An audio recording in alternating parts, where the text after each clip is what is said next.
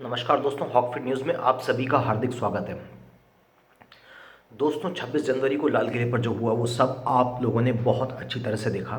तमाम social media पर clips भी वायरल हुई जिसमें तमाम लोगों के, तमाम विचारधाराओं के लोगों के, सबके विचार, सबके सबकी असलियत नंगी होकर सामने आ गई।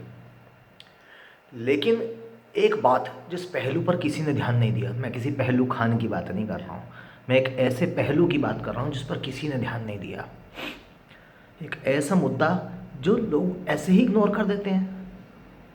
आज हम उसी बारे में बताने जा रहे हैं आपको। बहुत ही गहराई से सुनिएगा बात को, ध्यान से।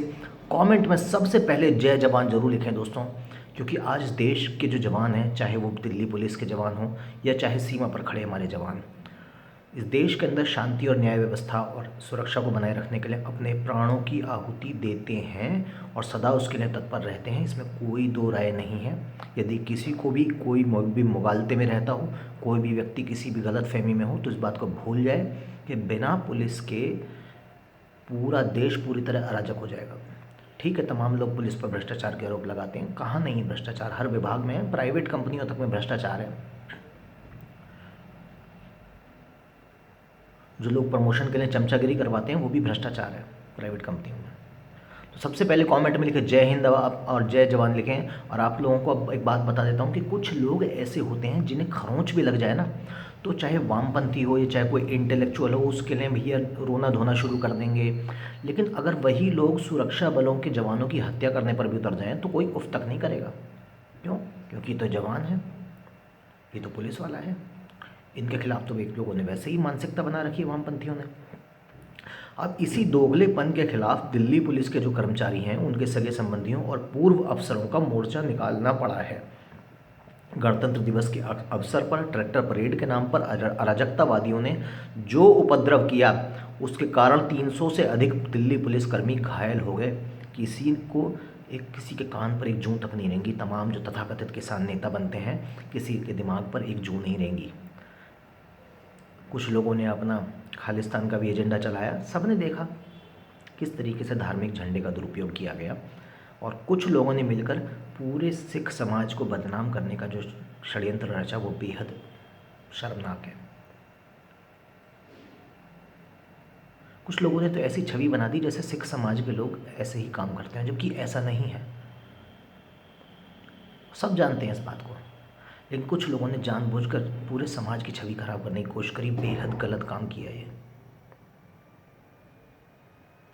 ये जो खालिस्तानी सोच के लोग हैं, ये पूरे सिख समाज को रिप्रेजेंट नहीं करते हैं। सिख समाज के लोग खूब सेवा भी कर रहे हैं, ऐसी बात नहीं है। कुछ लोग जानबूझकर ऐसा कर रहे हैं ताकि पूरे समाज की छवि को चोट पहुंचाई जा सके। इसी को कहते हैं अराजकतावादी।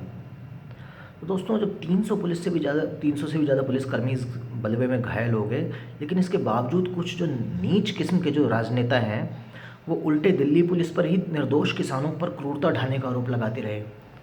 आप सब ने देखा किस तरीके से पुलिस के साथ बदतमीजी करी रही थी। पुलिस पूरी कोशिश कर रही थी कि किसी भी व्यक्ति के ऊपर हथियार ना चलाना पड़े और जहाँ तक बात निबट जाए निपटे।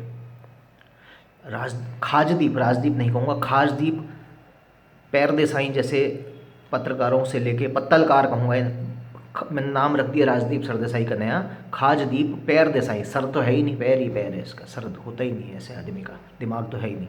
तो खाजदीप पैरदेसाई जैसे पत्तलकारों से लेकर पप्पू गांधी जैसे नेताओं ने उल्टा दिल्ली पुलिस पर ही ठीकरा फोड़ने का प्रयास किया, जो जख्मों पर नमक रगड़ने की जैसी स्थिति थी। अब इस बात से दुखी होकर दिल्ली पुलिस के कर्मचारियों ने, उनके सगे संबंधियों ने और पुलिस के तमाम पूर्व अफसरों ने इस घटिया किस्म की सोच के लोगों और अराजकतावादी लोग हैं, उनके विरुद्ध शहीदी पार्क में विरोध प्रदर्शन किया। एक बड़े समाचार पत्र की रिपोर्ट के अनुसार शनिवार को शहीद दिवस पर आईटीओ स्थित जेपी पार्क में माहौल गमगीन होने के साथ आक्रोश से भरा हुआ था। किसी के जवान लड़के की आंख फूट गई,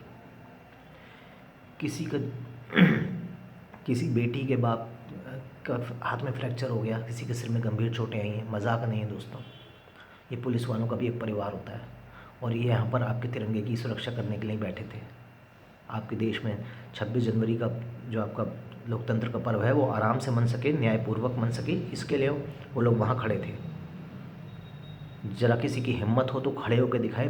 2 लाख प्रदर्शनकारियों जो कि तमाम तरीके के डंडे, हथियार, तलवार, फरसा लेके बैठे थे, उनके सामने कोई खड़ा होकर दिखाए। ये केवल एक जवान कर सकता है। और मैं नमन करता हूँ, सैल्यूट करता हूँ ऐसे पुलिस वालों को जिन्होंने शांति व्यवस्था बनाने की भरपूर कोशिश करी। तमाम रिक्वेस्ट भी करी अराजकतावादियों से कि आप यहाँ से चले जाइए, चले जाइए, चले जाइए।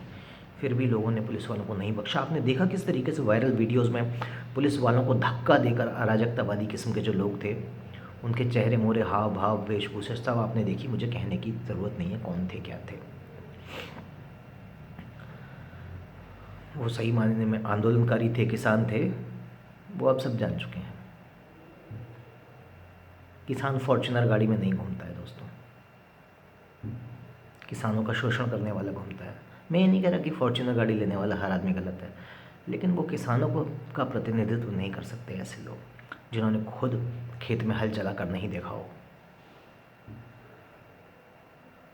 आपको उदाहरण के लिए एक बात बताता हूँ कि इस प्रदर्शन में शामिल जो एक घायल कांस्टेबल थे संदीप, उन्होंने बताया कि पुलिस ने काफ़ी संयम से काम लिया। हमें आदेश था कि हर हाल में कलाकारों और आम लोगों की भीड़ से रक्षा करनी है। अगर हम लोगों ने भी पलट के जवाब दिया होता तो आज और भी बुरी स्थिति होती। इसी प्रदर्शन में शामिल एक और कांस्टेबल अमित भाटी ने बताया, उपद्रवियों ने मेरे ऊपर ट्रैक्टर चढ़ाया, फिर लाठी से हमला किया और हमले से मेरा हेलमेट टूट गया। जान बचाने के लिए लाल किले की जब मैं खाई में कूदा, जिसके कारण मेरा पैर टूट गया। मैं भी किसान परिवार से ताल्लुक़ रखता हूं, पर ऐसा किसान नहीं जो बेवजह जवानों के खून का प्यासा बन जाए। प्रदर्शनकारियों के मुंह से शराब की बदबू आ रही थी। जितने भी टकराए तमाम लोग जो थे तमाम लोग नशे में थे। सोशल मीडिया पर कई हृदय विदारक वीडियो सामने आए जिसमें साफ दिख रहा था गोलियां नहीं चलाने पर विवश पुलिस वाले किस प्रकार से उपद्रवियों की लाठियों और तलवारों से अपने आप को बचाने के लिए किस प्रकार से भाग रहे थे। कुछ लोग तो अपने आप को बचाने के लिए लाल किले और सड़क मार्ग के बीच में बने गड्ढों में कूदने का भी प्रयास कर रहे थे। इसके बावजूद गांधी की कांग्रेस पार्टी और हराम आदमी पार्टी के नेता दिल्ली पुलिस को ही दोषी ठहरा रहे हैं। क्या पुलिसकर्मियों के कोई अधिकार नहीं है? इस प्रदर्शन में पिछले वर्ष के पूर्वोत्तर दिल्ली में के दंगे में मारे गए हेड कांस्टेबल रतन लाल की तस्वीरें भी दिखाई दी, जिससे स्पष्ट पता चलता है कि बात अब आत्मसम्मान की है। क्या दिल्ली पुलिस का आत्मरक्षा करना भी अपराध है? जिस प्रकार से लाल किले में तथाकथित शांतिपूर्ण प्रदर्शन पर दमन करने के झूठे और बेबुनियाद आरोप लगाए गए हैं, वो न केवल निराधार है बल्कि आरोप लगाने वालों की नीच, निकृष्ट और घटिया मानसिकता को भी जग जाहिर करता है। दोस्तों, अगर आप भी इस देश के जवानों के साथ हैं, चाहे पुलिस वाले हों या आर्मी वाले, सभी जवान हैं, अगर आप उनके साथ खड़े हैं और सच्चे किसानों के साथ खड़े हैं, फर्जी किसान नहीं जिनका एजेंडा ही धार्मिक झंडा लगाना है, उनके समर्थन में नहीं, और जो सच्चे किसान हैं, जो सच्चे इस देश के सच्चे सरदार हैं, जो सही मायने में पगड़ी की इज़्ज़त करते हैं, अगर आप भी उन सभी लोगों के साथ खड़े हैं तो हम भी उनके साथ खड़े हैं। इस वीडियो को शेयर कीजिए, चैनल को सब्सक्राइब यदि नहीं किया हो तो कर लो यार। देश हित की बातें करते हैं, है ना? तो बेल आइकन दबाइए, ऑल का बटन दबाइए और देशभक्ति की इस मुहिम में हॉक फीड न्यूज़ के साथ अभी जुड़ जाइए। और तमाम ऐसे चैनल्स जो देश हित की बात करते हैं उनको सब्सक्राइब कीजिए और देश हित के इस नेटवर्क का हिस्सा बनिए। दोस्तों, YouTube पे तमाम वीडियो है उल्टी सीधी। देखिए, आपको तय करना है कि इस समय देश जैसे हालात में है, आपको केवल हंसी मजाक में पड़े रहना है या फिर आपको देश की सही स्थिति को समझना है और उसके अनुसार चलना है। आप लोग निर्णय लीजिए। अभी के लिए इतना ही। जय हिंद, जय भारत, नमस्कार।